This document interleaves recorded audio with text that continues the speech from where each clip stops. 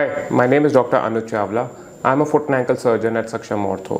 तो अब हम इस वीडियो में बताएंगे एक ऐसी परेशानी के बारे में जो कि काफ़ी कॉमन है, हेलक्स वैल्गस, एंड नॉट जस्ट हेलक्स वैल्गस, उसका एसोसिएशन विद फ्लैट फुट और उसके रिपरकशंस क्या हो सकते हैं पेशेंट के ट्रीटमेंट में, पेशेंट के आउटकम में और हमारी सर्जिकल डिसीजन मेकिंग या सर्जिकल प्लानिंग में। तो फ्लैट फुट जो है वो इटसेल्फ बहुत कॉमन प्रॉब्लम है, अराउंड 10% लोगों को होती है। और जब फ्लैट फुट होता है तो उसमें inner side of the foot पे, अंदर के हिस्से में जो है प्रेशर ज़्यादा पड़ता है, जिसकी वजह से बनियन बन जाते हैं। और बहुत बारी ऐसा होता है, जैसे कि फ्लैट फुट इतना कॉमन है तो 90% लोग फ्लैट फुट के हैं, उनको कोई दर्द नहीं होता, कोई सिम्टम्स नहीं होते। तो उनको सबसे पहला सिम्टम ही कब आता है? जब वो बनियन बन जाता है। तो उनको सारा का सारा फोकस हो जाता है कि मेरे को दर्द है वो इस बनियन की वजह से है। लेकिन क्या वो बनियन अपने में क्यों बना, ये बात कभी नहीं सोची जाती। जो बनियन बना है वो इन केसेस में फ्लैट फुट की वजह से बना है।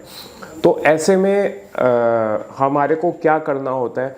जाहिर सी बात है कि first line is always non operative. सबसे पहले हम शुरुआत में दवाइयों से, थोड़ा फिजियोथेरेपी से एंड कस्टमाइज इंसोल्स वगैरह से करेक्ट कर सकते हैं थोड़ा बहुत। सो इंसोल में जब आर्च सपोर्ट और वेजिंग दी जाती है तो उससे बनियन कभी करेक्ट नहीं होगा, लेकिन प्रेशर कम होने की वजह से हो सकता है कि वो बनियन में ज़्यादा सिम्टम्स ना आए। फुटवेयर मॉडिफिकेशन, जो जूता आप पहन रहे हैं वो थोड़ा सा चौड़ा पहनना है, वो सब आपको हेल्प करता है। करेक्ट कुछ नहीं करेगा, लेकिन अगेन उसकी वजह से आपको सिम्टम्स नहीं होंगे। जो हेलक्स वैल्गस के स्प्लिंट्स आते हैं, सेम उसके लिए भी कि वो भी करेक्ट नहीं करेंगे, बट अगर आपको उसको सीधा करने से आपके अगले टो में प्रेशर नहीं आ रहा है तो उसकी वजह से आपको दर्द नहीं होगा। But the main thing is कि कोई भी ऐसा चीज़ जो है वो आपके बनियन को करेक्ट नहीं करेगा। सिमिलरली फ्लैट फुट भी करेक्ट नहीं हो रहा, और जो कारण है वो आपका बनियन का जो कारण है फ्लैट फुट, क्योंकि वो है तो बनियन की एक टेंडेंसी होती है फ्लैट फुटेड लोगों में वो ज़्यादा बढ़ने की, और साथ ही साथ वो उसके बाद अपने दूसरे जो फुट हैं, दूसरे जो टोज़ हैं, उसमें भी इन्वॉल्वमेंट आ जाता है, सेकंड और थर्ड टोज़ में भी। तो ऐसे में जब हम सर्जरी करते हैं तो मरीज़ का सारा फोकस होता है बनियन के ऊपर कि मतलब बनियन ठीक कर दो। ऐसे में ये बात जानना बहुत ज़रूरी है, ये एक्सपीरियंस के हिसाब से और ये लिटरेचर के हिसाब से भी ये प्रूवन है कि अगर आप पॉजिटिव प्रॉब्लम को ठीक नहीं करेंगे तो वो प्रॉब्लम वापस आएगी ही आएगी।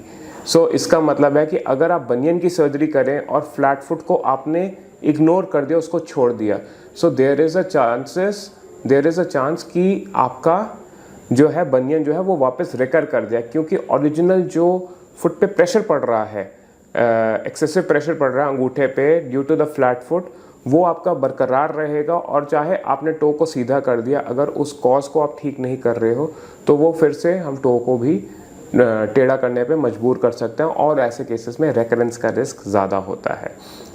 तो ऐसे में करना क्या चाहिए?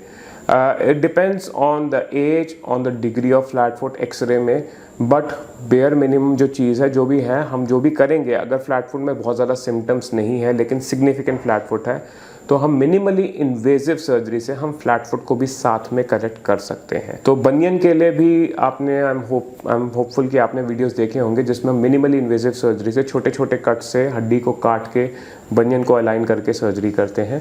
तो सिमिलरली फ्लैट फुट भी हम मिनिमली इन्वेजिव सर्जरी से करते हैं। तो अगर डिफॉर्मिटी बहुत ज़्यादा नहीं है तो हम फ्लैट फुट को जो है एक इम्प्लांट होता है हाइप्रोक्योर, उसके साथ हम करेक्ट करते हैं ताकि वो जो है आर्च भी करेक्ट हो जाए। इट्स अ स्मॉल इम्प्लांट, कोई हड्डी को काटना नहीं होता, एंड रिकवरी फास्ट होती है। और बनियन को भी साथ में मिनिमली इन्वेजिव सर्जरी के साथ हम करेक्ट कर सकते हैं using the osteotomy and screw fixation. अगर ऐसे केसेस में जहाँ पे फ्लैट फुट एडल्ट में है, डिफॉर्मिटी थोड़ी ज़्यादा है, तो कभी कभी हमारे को मिनिमली इन्वेजिव ही, बट हड्डी जो होती है हील बोन कैल्केनियम, उसको हम काट के उसको भी अलाइन करते हैं। वो भी छोटे कट से हो जाती है और उसमें भी रिकवरी रिलेटिवली फास्टर होती है।